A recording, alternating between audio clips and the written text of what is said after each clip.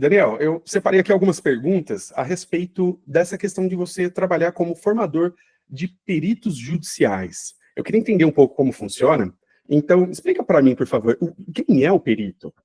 Muito bem. Perito é o profissional de qualquer área do saber que ajuda o juiz. No Código de Processo Civil, ele é chamado auxiliar da justiça. Eu sempre dou o seguinte exemplo. Juiz sabe de leis. Juiz não sabe de psicologia, não sabe de arquitetura, não sabe de engenharia. Surge alguma coisa no processo, o juiz não pode julgar sem saber. Então, ele precisa chamar alguém que saiba para lhe ajudar. E essa pessoa é o perito judicial. É o profissional técnico que vai responder se aquilo está de acordo ou não está, se está de acordo com uma norma técnica, se uma criança sofreu ou não sofreu alienação parental, quem é o juiz para saber? Não, mas o psicólogo sabe, por exemplo. Então, o perito é o auxiliar do juiz, o auxiliar técnico.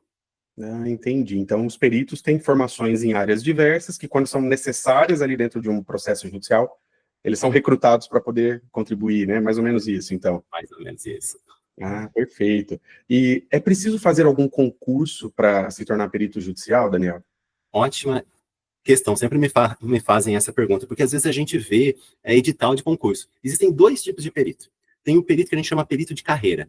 Ele geralmente atua na área criminal. Então, os estados abrem concurso para o perito criminal. Então, vai precisar do médico, do químico, do físico, do biólogo. Geralmente, cenas de crime, vai lá a polícia científica, que tem os peritos. Mas, imagina se tivesse perito de carreira de todas as áreas. O Estado teria que pagar muitos salários, às vezes sem a necessidade daquele perito a todo momento. Então, o que acontece? Além do perito de carreira, existe também o perito ad hoc, como se fala em latim, que é o perito chamado para um processo específico. E esse perito não precisa de concurso público. Esse perito, ele atua segundo demanda. Então, existem esses dois tipos. Você não precisa, obrigatoriamente, diga de passagem, mais de 90% das perícias são essas perícias pontuais, nomeadas pelo juiz. Nossa, interessante demais. Então, né, eu não sabia que tinha dois caminhos. E é muito, muito legal poder saber disso, né? A gente, às vezes, deixa de tomar algumas decisões importantes por ignorância mesmo, por não conhecer. Eu tenho certeza que esse papo nosso aqui vai ajudar muita gente, Daniel. E me conta uma outra coisa, como é que funciona o trabalho do perito, né? Como que é mais ou menos o dia a dia de um perito judicial e quanto ganha um perito desse outro tipo, que entra sem um concurso público? Olha, no Instituto Brasileiro de Formação de Peritos Judiciais, onde eu sou um dos formadores, nós temos pessoas que entram na área de perícia como carreira principal, e aí temos, às vezes, alunos que conseguem 15, 20, às vezes até mais de vencimento mensal, mas isso é um processo, não é do dia para a noite, não é uma fórmula mágica, nada disso. Uhum. E a maioria dos nossos alunos, eles vêm para a área pericial para ter uma renda extra. Então, é um engenheiro, um contador que já realiza suas funções e quer uma renda extra. E como que funciona isso? O perito é nomeado, então vamos pensar um contador. Mas isso é em todas as áreas. Ele é nomeado porque lá no processo tem um assunto da área dele que o juiz não sabe. E aí ele vai, analisa o documento, se for um médico, psicólogo faz aquela consulta com o paciente, e aí no final ela emite, ou essa pessoa emite um documento chamado laudo pericial. Na medida em que essa pessoa analisou o documento, fez o exame clínico na pessoa, emitiu o laudo pericial, ela faz jus ao que nós chamamos de honorários periciais. Que no Brasil, se perguntou quanto custa, quanto ela recebe, em média, o honorário pericial está em torno de 5 mil a 7 mil reais. Essa é a média. Algumas áreas o honorário é bem maior, e algumas áreas um pouquinho menor. Então, e isso em média, por exemplo, dependendo da área, a gente consegue fazer todo o trabalho em, às vezes, 4, 5 horas. Então, o valor da hora paga para um perito, efetivamente, é um valor muito acima da hora de mercado. Né? Então, é muito interessante. E você perguntou como que funciona esse trabalho. Né? Fui Sim. nomeado. Então, vamos pegar na área de contabilidade. O juiz quer saber se aquela rescisão trabalhista foi de acordo com a lei. Então, ele analisa os documentos do processo e fala, olha, aqui faltou pagar determinada coisa. Escreve isso no laudo pericial e assina. Então, o trabalho consiste, muitas das vezes, em analisar a documentação, ou, em alguns casos, fazer a consulta no paciente, e redigir esse laudo. Extremamente pontual, não precisa, muitas das vezes, você pode conciliar com o seu horário, porque quem determina a hora que vai realizar é o próprio perito, geralmente ele faz a casa dele, então essas são características que chamam muita atenção para as pessoas, a flexibilidade de horário, né, a possibilidade de conciliar com o próprio emprego e, sem dúvida nenhuma, os honorários extras que são bem acima da realidade do mercado, né? Que incrível. Não, muito legal. E quem é servidor público com dedicação exclusiva também pode atuar como perito, Daniel? Sim, o servidor público com dedicação exclusiva pode atuar como perito. Diga-se de passagem, é muito mais simples, porque quando a gente está atuando como perito, nós não estamos atuando, por mais que vamos receber um bom honorário, no interesse próprio. Conforme diz o Código de Processo Civil, diz que o perito é o auxiliar da justiça, ele está auxiliando a justiça. Então, quando um servidor público com dedicação exclusiva ele é nomeado para ser perito, o que acontece? Ele só manda um memorando, um ofício interno e avisa, fui nomeado para o processo tal. É muito simples, né? Então, e diga-se passagem, o servidor público, ele já conhece como funcionam as burocracias, a emissão de documentos, então tudo é muito mais fácil, embora qualquer pessoa formada em qualquer área pode facilmente adentrar nessa área. Perfeito, muito bom. E me conta um pouquinho sobre como funciona essa questão da convocação que o juiz faz. Tem juiz que indica sempre o mesmo perito? Como que é na prática essa parte? Vou te contar, quando eu fiz a minha primeira perícia, lá por volta de 2010, né, na época ainda estava estudando para direito, e falaram, olha, você já tem faculdade, por que você não se inscreve para ser perito? Na época não tinha cadastros. Vou te falar como funciona hoje e responder essa pergunta. Hoje, quem quer atuar como perito precisa se inscrever nos tribunais. Os tribunais vão pedir alguns documentos, vão pedir a comprovação técnica, vão pedir, alguns pedem antecedentes criminais, alguns tribunais do país pedem cursos de formação na área de perícia, como aqueles que a gente tem aqui no Instituto Brasileiro de Formação de Peritos Judiciais. Mas isso não é regra. Tem vários tribunais que não pedem. A gente só recomenda que a pessoa estude, seja por conta ou algum curso, para não fazer um trabalho inadequado. O que acontece? A pessoa está inscrita, hoje o juiz pega na lista e chama. No passado, antes de 2015, antes do Código Processual Civil atual, infelizmente havia juízes que ficavam repetindo sempre aquele perito de confiança. Então, não abria o mercado para outros. A partir de 2015, com a mudança do Código de Processo Civil, o Conselho Nacional de Justiça começou a regulamentar. E uma dessas regulamentações é que o juiz não pode repetir peritos na mesma comarca, desde que os demais sejam chamados. Então, vamos supor, na área de engenharia, tem 3 engenheiros nessa especialidade. O juiz vai chamar o primeiro, o segundo e o terceiro. Na medida em que chamou todos, volta para o primeiro. Então, isso é importante. Mas, mais do que isso, eu digo que na maior parte das cidades do Brasil não tem perito cadastrado em nenhuma área. Então, pode pesquisar no site do Conselho Nacional de Justiça, o Brasil tem um déficit muito grande de peritos. E por isso que a gente gosta de divulgar para as pessoas, porque é possível qualquer um de nós que deseja ajudar a justiça atuar nessa área. Nossa, eu tô achando incrível, Daniel. Realmente, sabe aquela sensação de estou vendo pela primeira vez? Eu tô achando fantástico esse trabalho que você faz aí no Instituto, formando peritos e levando esse conhecimento adiante. E o que me chamou a atenção é aquilo que você comentou sobre o fato de que a perícia pode ser realizada junto com o seu trabalho. Você não vai precisar abandonar a sua carreira para se tornar um perito judicial, porque é um trabalho esporádico, é isso mesmo, não é? Exatamente. Eu tenho alguns alunos aqui no Instituto Brasileiro de Formação de Peritos Judiciais que ficaram apenas para a área de perícia. Mas isso é a minoria. A maioria usa para realmente ter uma renda extra. Alguns até falaram, eu estou no início de carreira, não sabia por onde começar. Olha. Já comecei por aqui, porque como regra, a maioria dos tribunais não pede experiência. A maioria. Tem alguns que pedem 2 anos de formado. Então, o que acontece? Alguns entram para ter autoridade, porque querendo ou não, se você atua como perito, olha, já atuei como perito para o Tribunal do Estado, isso abre outras possibilidades. Porque além da área da perícia, nós sempre falamos para os nossos alunos que o ideal é trabalhar no meio judicial. Então, além da atuação de perito, a gente ensina nas nossas formações outras áreas correlatas, que é a área da assistência técnica, que é a área da consultoria, entre outras, para que os nossos alunos consigam se posicionar de forma diferenciada no mercado. Que incrível. E assim, quando você é convocado, você ganha um prazo, mas o horário você constrói, e aí dá para conciliar tudo. É super bacana mesmo. E como é que eu faço para aprender mais sobre a área pericial, Daniel? Maravilha. Existe muitos livros publicados na área pericial, muitos, né? Alguns de boa qualidade, outros de não tão boa qualidade, né? Mas, se você pesquisar, você vai encontrar alguns manuais. Nós, aqui no Instituto Brasileiro de Formação de Perito Judicial, a gente tem várias formações.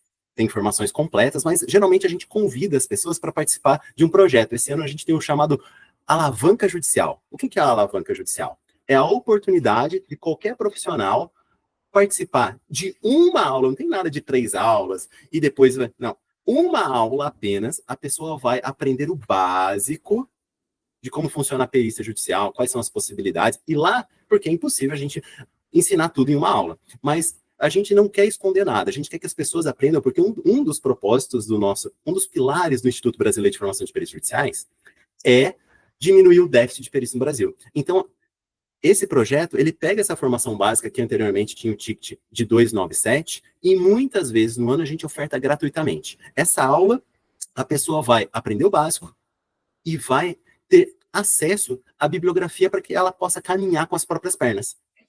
E visto que a gente gosta de prestigiar quem quer aprender, a gente oferta também nessa formação uma condição especial para quem quer um acompanhamento junto conosco, para quem quer encurtar esse tempo, né? Quem não tem a condição de ler esses livros necessários, a gente ensina tudo isso. Mas nessa formação básica, a pessoa aprende tudo que precisa. É só seguir lá nas nossas redes sociais, lá do Instituto Brasileiro de Formação de Peritos Judiciais, que vai ter lá, esse ano, a chamada para alavanca judicial, que a ideia é, você já tem uma carreira, você vai alavancar ela com a parte judicial.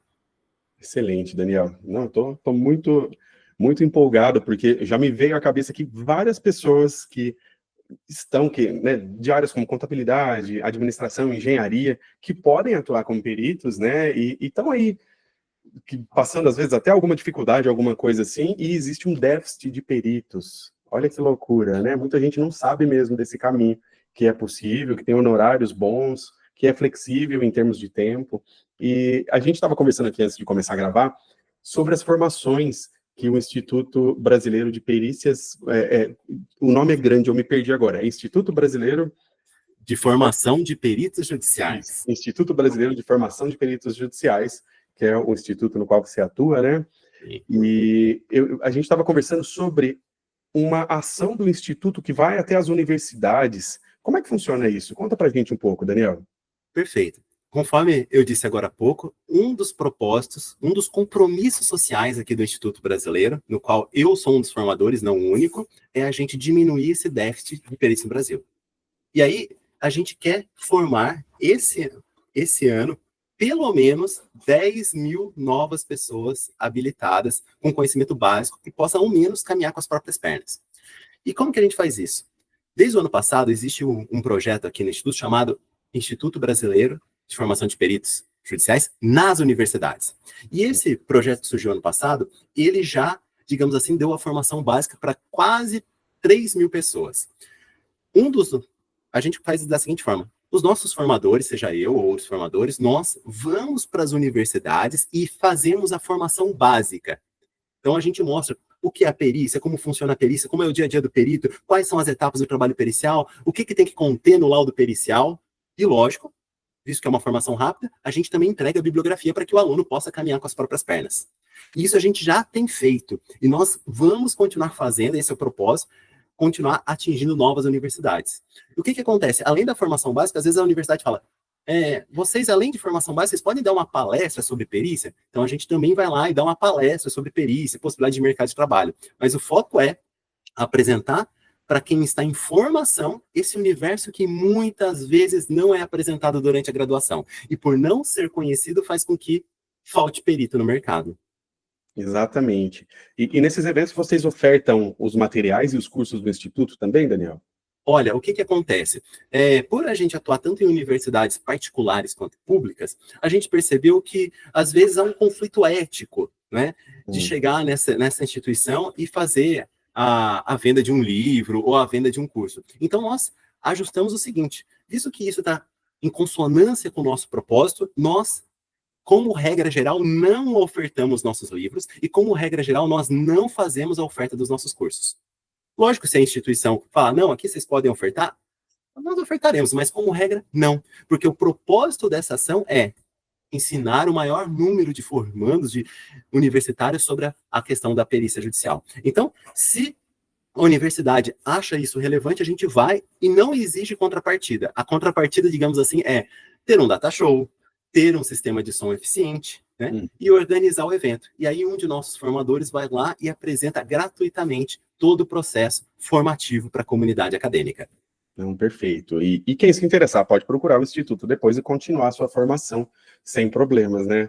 Sem dúvida. Eu acho que esse papel que vocês fazem de apresentar o mundo da perícia é fantástico, porque eu tenho uma passagem que marcou bastante a minha carreira, que me ensinou que nós só sonhamos com aquilo que nós conhecemos. Isso é meio filosófico, até forte, assim, mas eu me lembro, na época, eu tinha acabado de virar coordenador de uma escola de inglês aqui na cidade. Essa história deve ter uns 15 anos já, mas me marcou bastante. E um dia, ali no saguão, ali, era uma espécie de uma sala de espera, onde as crianças esperavam os pais enquanto eles estavam vindo buscar depois da aula. Eu conversei com um menininho, ele devia ter uns 6 ou 7 anos, e eu perguntei, e aí, o que você vai querer ser quando crescer? E ele falou, eu quero ser juiz da 15ª Vara do Trabalho de Mococa. Eu falei, como que uma criança de 6 anos gostaria de ser algo tão específico, né? Juiz da Vara de Trabalho de Mococa, que é a cidade próxima aqui. E aí eu perguntei para ele, mas por que algo assim tão especial? Ele falou, não, porque meu avô é juiz desse trabalho, né? Aí do trabalho lá em Mococa, e ele recebe pessoas que vêm em conflito, brigando. Ele falou do jeito dele de criança, né? Elas vão embora mais calmas, e aí ele ajuda as pessoas que precisam receber um dinheiro a receber o dinheiro certo, né? Ajuda a fazer a justiça ali. E ele fala que é um trabalho bacana de fazer. Ele se sente feliz fazendo. Eu gosto muito do meu avô. Ele fala que ganha um dinheiro bom também. Ele tem uma casa com piscina, tem um carro bacana. Então, eu olho para isso e eu gostei. Eu quero isso também. E ele só podia fazer isso porque ele conhecia, né, essa profissão tão específica. Né? Ele não falou que queria ser advogado, que queria fazer direito. Ele queria ser juiz daquele lugar. E é mais ou menos isso que vocês fazem nas universidades, porque tem muita coisa no mundo do trabalho que não está à vista dos estudantes que estão ali em formação. Então, nossa, parabéns, Daniel. Parabéns pelo trabalho, pela iniciativa de ir às universidades. E me conta uma outra coisa aqui que me ocorreu. Se eu sou, por exemplo, coordenador de um curso superior na universidade, um curso em psicologia mesmo, como você falou, nessas áreas em que há uma escassez de peritos, como eu faço para entrar em contato com vocês do Instituto, para, de repente, trazer vocês para a universidade onde eu trabalho? Perfeito. A nossa equipe do Instituto usualmente manda e publica nas nossas redes sociais o projeto, mas é possível também que o próprio coordenador, o diretor, o aluno da faculdade que está assistindo e fala, olha, eu queria saber mais sobre isso, pode entrar em contato conosco. Por ser servidor público, atuar com dedicação exclusiva no Instituto, por exemplo, eu sou um dos responsáveis aqui do estado de São Paulo e sul de Minas. Então, a minha disponibilidade é pequena, mas a gente ajusta as agendas para que possa fazer esse trabalho. Afinal de contas, nosso propósito é que mais pessoas saibam. Então, é só entrar em contato nas nossas redes sociais, do Instituto Brasileiro de Formação de Peritos Judiciais, que com certeza a gente vai mediar esse processo para efetivar que o Instituto chegue à sua universidade. Perfeito, Daniel. E conta para a gente como nós podemos entrar em contato com vocês, quais são as redes sociais, qual é o caminho? Perfeito. O canal que nós estamos mais presente é o Instagram. Embora a gente tenha um prédio físico, fique aqui em Americana, no centro comercial, na Rua Açucena 234, ali fica o nosso centro formativo, mas a gente está nas redes sociais. E por isso a gente atinge e tem alunos em todas as regiões do país. E o canal no Instagram tem as iniciais do Instituto, né? Instituto Brasileiro de Formação de Peritos Judiciais. I de Instituto, B de brasileiro, F de formação, de peritos, P de peritos, J judiciais. Então é só achar as iniciais que você vai achar o nosso canal e vai poder bater um papo com a gente, ver o que está rolando lá dos cursos lançados, saber como funciona o projeto Alavanca Judicial para alavancar a sua carreira, saber como a gente vai até a sua universidade. É só bater um papo com a gente, seguir lá no Instagram. Nossa, perfeito.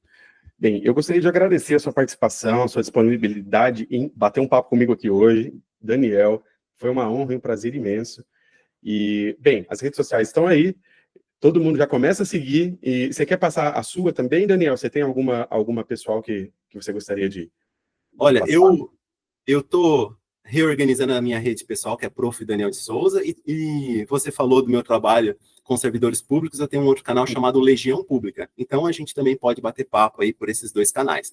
Perícia, lá pelo Instituto. E os outros dois canais pode ser um canal de comunicação, sim. Perfeito. Muito obrigado, então. E a gente fica por aqui. Muito obrigado, Daniel. Tudo de bom para Eu que você. agradeço. Um forte abraço. Grande abraço. Tchau, tchau. Até mais.